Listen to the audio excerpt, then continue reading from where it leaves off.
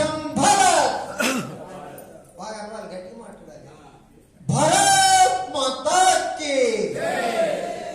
నమస్తే అండి. సక్షం అనేటటువంటి ఈ సంస్థ ఈ 3 అక్షరాల్లో చాలా అర్థం దాగుంది.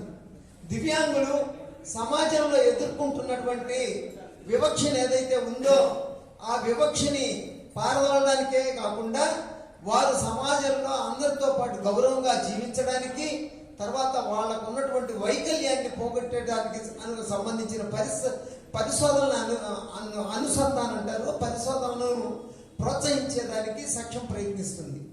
అందులో భాగంగా సక్షం 7 రకాల ఆయామాలు, అన్ని రకాల దివ్యాంగులకు సంబంధించినటువంటి అన్ని కోణాలను సృజిస్తూ భారతదేశంలో అన్ని ప్రాంతాల్లో కూడా విస్తరించింది. అట్లానే మన ప్రకాశం జిల్లాలో కూడా సక్షం ఈ 2014 సంవత్సరం నుంచి ఎన్నో సేవా కార్యక్రమాలు చేస్తుంది. ప్రధానంగా ఈ తలసేమియా బాధితులైతేనేమి, ఈ సికిల్ సెల్ ఎనీమియా బాధితులైతేనేమి వాళ్ళకి అవసరమైనటువంటి రక్తాన్ని అందించేదానికి రక్తదాన శిబిరాలను నిర్వహిస్తుంది. ప్రాణదా పేరుతోటి ఈ రక్తదాన శిబిరాలు ఏవైతే సక్షం నిర్వహిస్తుందో అవి రాష్ట్ర వ్యాప్త గుర్తింపు పొందినాయి. అలాగే దృష్టి బాధితులకు సంబంధించి సక్షం నేత్రదానాన్ని ప్రోత్సహిస్తుంది. నేత్రదానానికి సంబంధించి ఈ మన ప్రకాశం జిల్లాలో ఇప్పటికీ 103 మంది మరణానంతరం తమ నేత్రాలని దానం చేశారు. అంటే 206 మంది ప్రకాశం జిల్లాలో వాళ్ళ చూపుని ఇచ్చే 206 మందికి ఇచ్చారనమాట.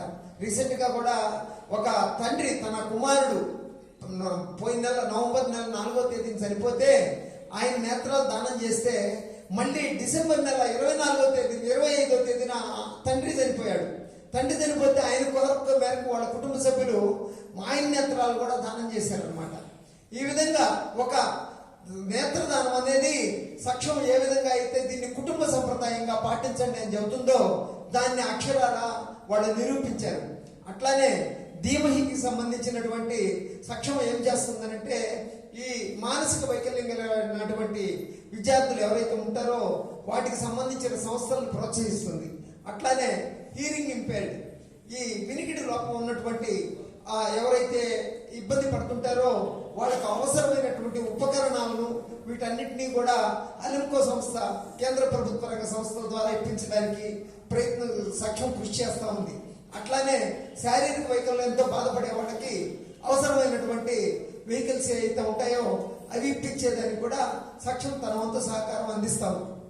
ఇంతేకాకుండా సక్షం దివ్యాంగులు ఎదుర్కొంటున్నటువంటి కొన్ని సమస్యల్ని, ఆ సమస్యలు ఏవైతే ఉన్నాయో అవి వాళ్ళు పరిష్కరించలేకపోవడం, వాళ్ళ ఆస్తులకు సంబంధించో లేకపోతే వాళ్ళకి సమాజంలో వ్యవహారానికి సంబంధించో లేకపోతే కొన్ని వాళ్ళు ఎన్నిసార్లు ఆఫీసు చుట్టూ తిరిగినా పని జరగనటువంటి ఇట్లాంటి వాటికి కూడా అడ్వొకసీ పేరుతోటి సక్షం అడ్వొకసీ అనమాట, అడ్వొకసీ పేరుతోటి సక్షం వాళ్ళ సమస్యల్ని పరిష్కరించేదానికి సక్షం కృషి చేస్తా ఉంది.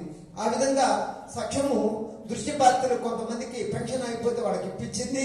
ఈ రైల్వే పాసులు అట్లాంటి వాటిల్లో వాళ్ళు ఎదుర్కొంటున్నటువంటి సమస్యల్ని కేంద్ర ప్రభుత్వం దృష్టికి తీసుకొస్తుంది.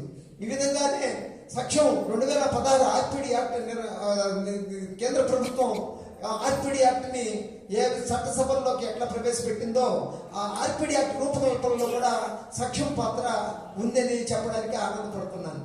నమస్కారం.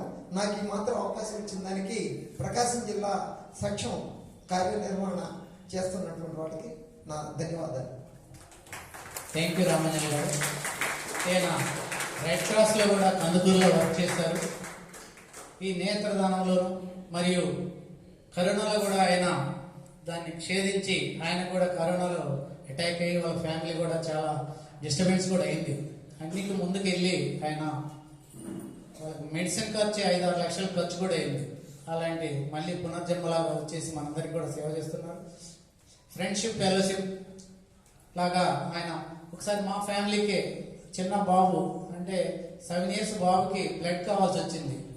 సార్కు 10 years బ్యాక్ సార్కు ఫోన్ చేస్తే కందుకూరు నుంచి ఒక వ్యక్తిని పిలిపించి ఇక్కడే హాస్పిటల్కి వచ్చి డొనేట్ చేసి వెళ్ళడం జరిగింది. ఇదంతా కూడా మనము మానవత దృక్పథంతో మనం చేస్తున్నటువంటి యాక్టివిటీని కూడా మనం ముందుకు తీసుకెళ్ళాలి. Thank you sir. ఆయన క్లుప్తంగా చెప్పారు.